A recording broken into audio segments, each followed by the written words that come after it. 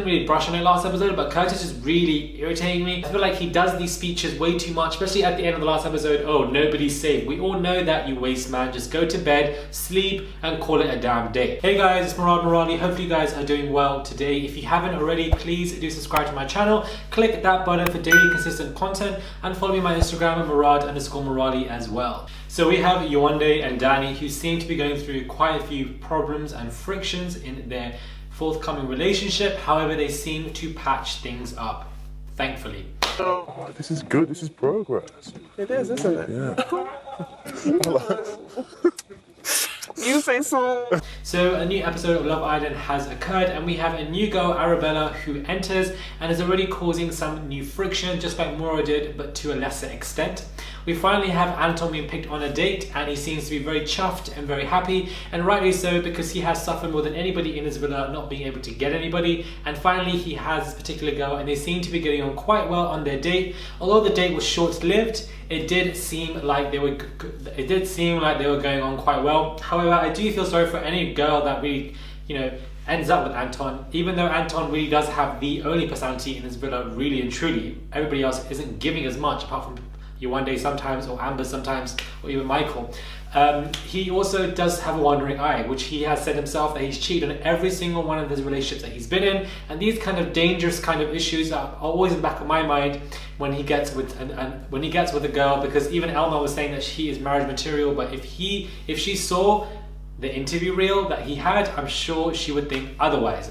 This new girl, Arabella, I personally feel isn't really bringing it. I don't feel like she is doing anything crazy at the moment of time. I don't feel like is turning loads of heads either. However, the one person's head that I'm worried about is Danny's, because Danny seems to be turning his head quite a bit often. Oh, this is good. This is progress. It is, isn't it? Yeah. You say so. For this new girl. Now remember, Danny did have a conversation with Yewande, and Yewande did say, if somebody came in, would your head be turned? And he said no. However, in the trailer we see from the next episode, his head does seem to be turned. So really and truly, I get what Yewande was saying, was that he would say things, but he wouldn't really believe them, or they wouldn't really occur into fruition because you're too early on to be saying these things. However, at the same time, I do feel like Yewande wasn't doing too much. She needs to communicate. She needs to let the person know that I like you, I want to couple up with you. And we have Arabella now in the next episode questioning that. She's questioning why suddenly she's so affectionate now that somebody has walked in. But same thing happened with Molly May, Maura and Tommy a couple episodes before, where somebody comes in, shakes the person, and you realize, oh wait, I actually do like this person, I do want to fight for this person, and there's nothing wrong in doing so. And I'm waiting for anybody to call out on that, because the sheer hypocrisy, because Molly May and the Maura triangle was the exact same situation with what's going on right now.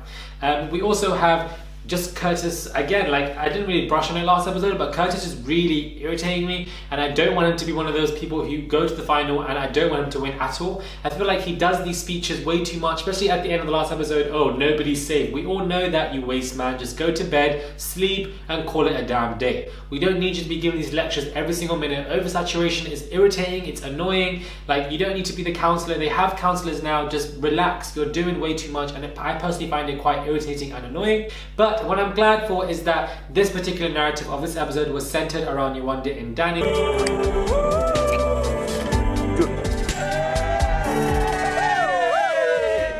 You made me so happy. Say no. Did I? Yeah.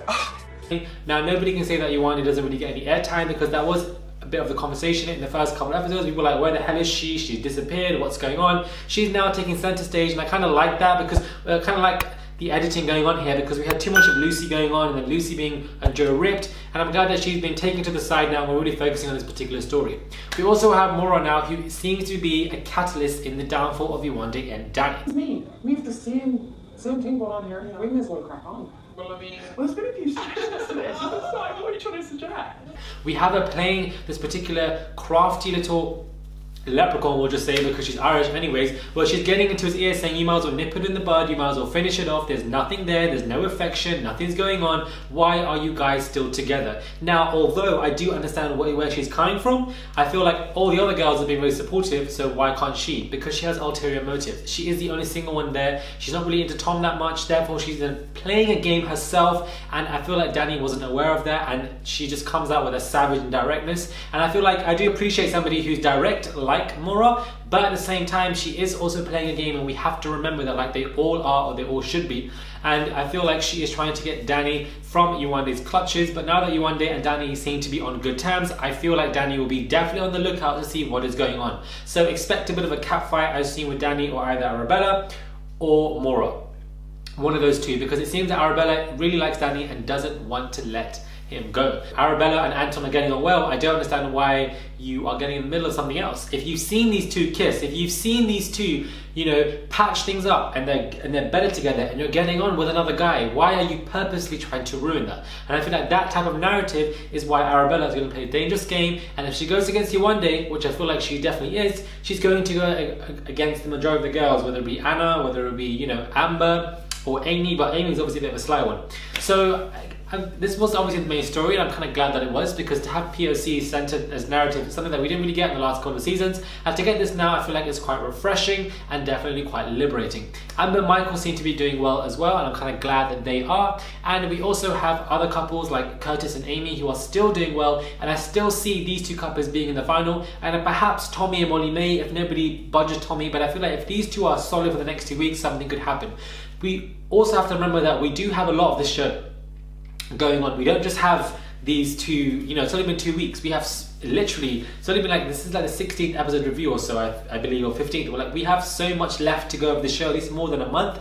So a lot more issues could happen. We also have Casa Amora going on. Don't forget that from the last few seasons, where another whole house of people. But at the same time, I don't feel like a lot of these relationships will turn. We already have Amber and Michael set in stone, Tommy and Molly May set in stone, and Curtis and Amy set in stone. 3 relationships that I feel are the strongest so far. However, nobody really expected Joe and Lucy to be ripped apart, and that this may occur for any of these.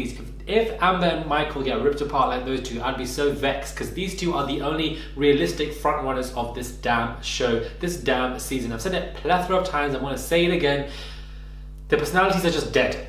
Every new person that comes in is dead as well, in terms of personality wise. They're not really bringing much. They're not really funny. They're not really hilarious. We need people like that to fill in that void, because really and truly, it's all about love triangles.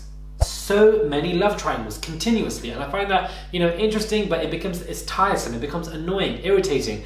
And we also see Anna and Jordan, who seem to be getting on well, and these two could perhaps do, you know, but I feel like Jordan's eye could sway. I don't think Jordan is good for Anna. I feel like something about him is a bit immature. Something about him is, there's a bit of an imbalance there. I feel like Anna's just a bit more mature. She knows what she wants, but Jordan is a bit, you know, their kiss was very quick.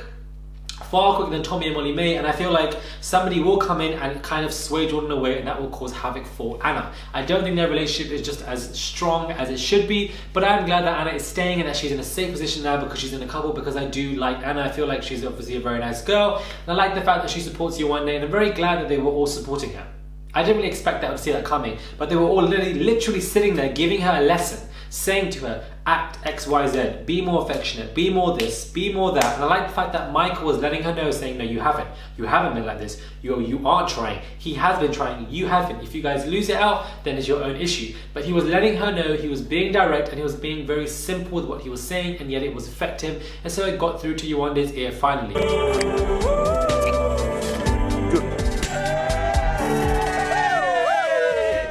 You made me so happy. Say no. Did I? Yeah. Now, the question is Yewande playing a game?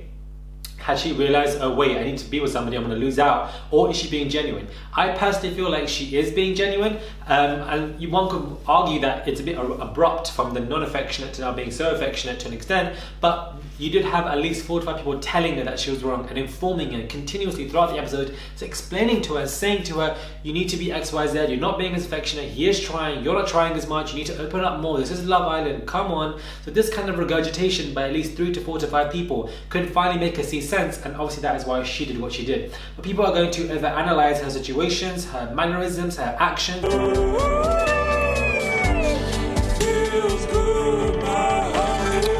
Everything, including Arabella. They're going to question and be suspicious to everything. We even see Danny's head turning in that damn trailer. Let's not even forget that when he was saying, oh, it is a bit suspicious, I'm not really, you know, I'm not sussed out by that behavior.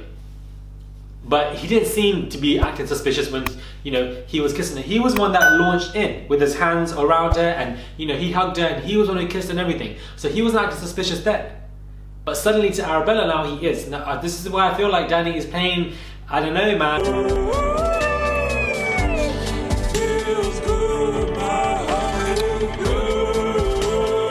Danny seemed. I feel like Danny is he's in a lucky position.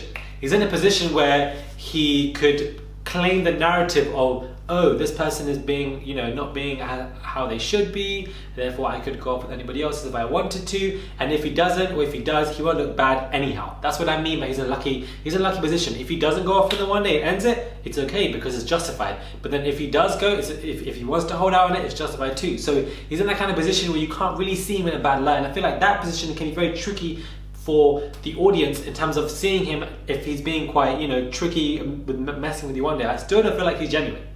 I feel like Yewande has her issues and she's not really outspoken. She doesn't let somebody know, most definitely. But I still feel like there's something about Danny, and the conversation with Arabella at the end kind of confirms it, that he suddenly feels like that she is suspicious. But we didn't really have Tommy feeling like that when Molly May suddenly realised that he was the one and so forth because Maura walked in. So we need to remember these comparisons and see what goes on for the next episode and see if this Arabella girl really puts her to a chase. If Arabella does put her to a chase, then she's doing her job correctly as a newcomer, because these new people that come in each time, they need to be causing something. And so far Tom has been team furniture, and we have Jordan who's doing okay, and we obviously have the other people who are as well. We had people like Georgia and Megan who were causing catastrophic waves when they came into this damn house, but these people are not really doing as much apart from Maura. So let me know what you guys think about this particular review. What are your thoughts on it? Do subscribe to my channel, click that button for daily consistent content please. Follow me on my Instagram, Murad_Morali. My handle is in the description box below, and I'll catch you guys soon for another video.